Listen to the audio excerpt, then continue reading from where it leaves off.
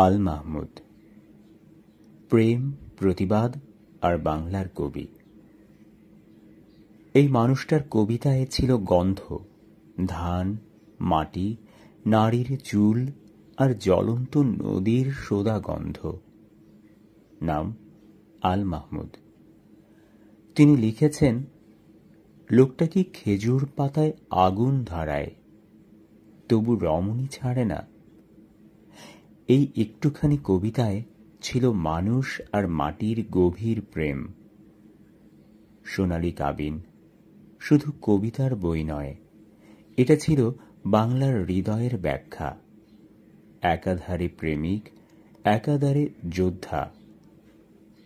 তিনি কবিতায় নারীর শরীর আর মুক্তিযুদ্ধকে একই কলমে তুলেছেন।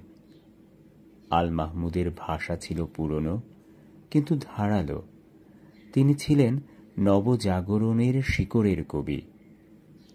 আল মাহমুদ মানেই বাংলার কাব্য ভাষায় বিপ্লব, প্রেম আর অস্তিত্বের সম্মিলন।